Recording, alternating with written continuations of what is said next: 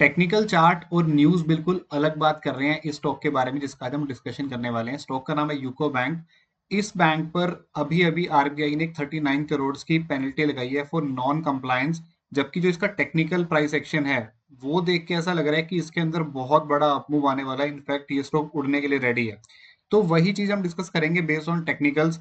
चलते हैं UCO bank के ईयरली स्ट्रक्चर से।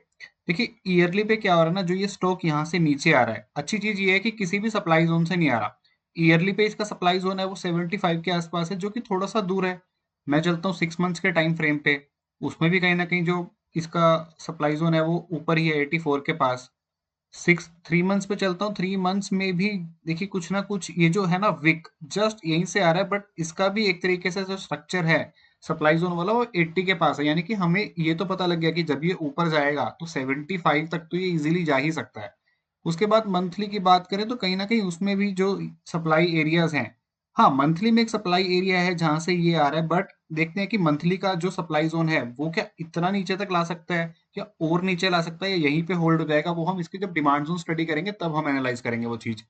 तो एक चीज समझ में आ गई कि मंथली तक के सप्लाई जोन से आ रहा है, बट कोई भी जैसे क्वार्टरली, हाफ ईयरली या एनुअल जो हमारा सप्लाई जोन होते हैं वहां से नहीं आ रहा है, which is a positive for the stock considering कि इसके अंदर इतनी सारी करेक्शन हो चुकी है। ईयरली के टाइम फ्रेम पे जाके देखते हैं कि कोई इसमें डिमांड जोन है क्या। एक डिमांड जोन है बहुत नीचे, उसके ऊपर मैं अभी बात नहीं करने वाला बिकॉज वो बहुत ज्यादा नीचे है। चलते हैं 6 मंथ्स के टाइम फ्रेम पे। देखिए 6 मंथ्स के टाइम फ्रेम पे एक बहुत अच्छा डिमांड जोन है जिसके अंदर ये स्टॉक एंटर कर चुका है। और जैसे कि हमने बात की कि ये मंथली के सप्लाई जोन से आ रहा है, तो 6 मंथ्स का जो डिमांड जोन है वो बहुत अच्छा है उसे रोकने के लिए। ठीक है, आगे चलते हैं क्वार्टरली के टाइम फ्रेम पे। देखिए जहां पे उसके अंदर 6 मंथ्स पे जोन था, वहीं पे इसके अंदर क्वार्टरली पे भी जोन है। एंड इनफैक्ट अगर मैं इसे मार्क करूं तो ये जो रेंज है इसने और नैरो कर दी, क्योंकि हमारी एंट्री हमें बेटर डिफाइन हो गई। तो मैं बड़ा जो जोन है उसे डिलीट कर रहा हूँ।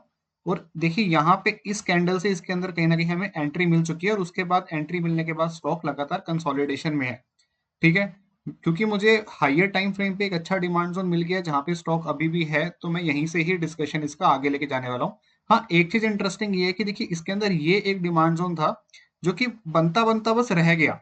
ये कैंडल अगर ऐसे क्लोज हो जाती तो अच्छा कैंडल बन जाती तो हम इस पे भी ट्रेड करते, बट क्योंकि ये नहीं बना तो ये बहुत इजीली ब्रेक हो गया, लेकिन शायद इतना इजीली भी ब्रेक नहीं हुआ होगा। मैं इसे एक बार मार्क करूं और वीकली के टाइम फ्रेम पे जाके देखें कि यहाँ पे जब प्राइस आई थी तो क्या हुआ था। तो यहाँ एक एंट्री पॉइंट से देखिए एंटर हुआ, उसके बाद इसने एक बड़ी सी कैंडल साथ के साथ बना भी दी थी। तो डायरेक्टली ब्रेक नहीं हुआ, बट हाँ क्योंकि हम कह सकते हैं कि हाँ 1:1 1:2 देके इजिली ब्रेक ही हो गया उसके बाद। तो अभी जो प्राइस एक्शन बन रहा है वो बहुत इंटरेस्टिंग है।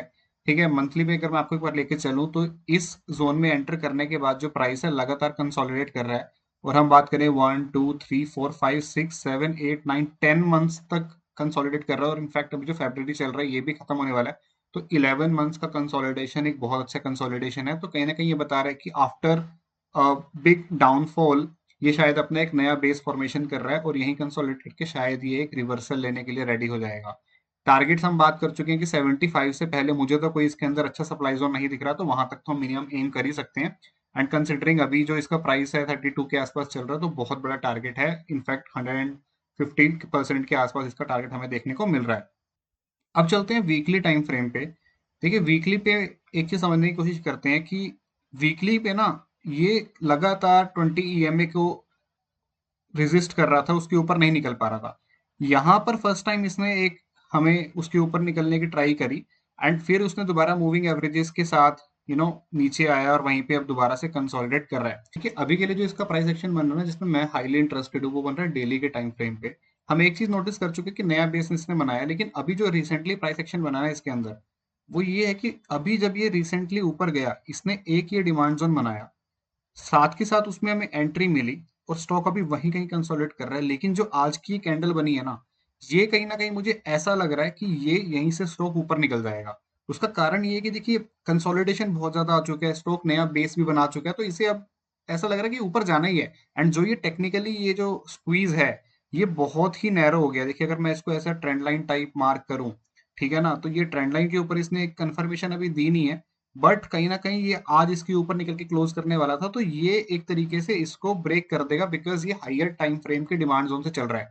तो इन्हीं सब चीज़ों को देखते हुए मैं यूको बैंक पे बुलिश हूँ। मुझे लगता है कि इसके अंदर एक बहुत बड़ा ब्रेकआउट हमें देखने को मिल सकता है। बट हाँ, ये सब मेरे पर्सनल ओपिनियन है, मेरा पर्सनल एनालिसिस है, ये गलत भी हो सकता है। तो आप एंड बिकॉज़ इसमें एक नेगेटिव न्यूज़ भी है, तो आप अपने हिसाब से, अपने फाइनेंशियल एडवाइज़र्स के हिसाब से काम कीजिएगा और मुझे कमेंट सेक्शन में बताइएगा कि आपको क्या लगता है कि स्टॉक में नेक्स्ट मूव क्या आ सकता है। आई होप आपको वीडियो अच्छा लगा हो, चैनल को सब्सक्राइब ज़रूर कीजिएगा।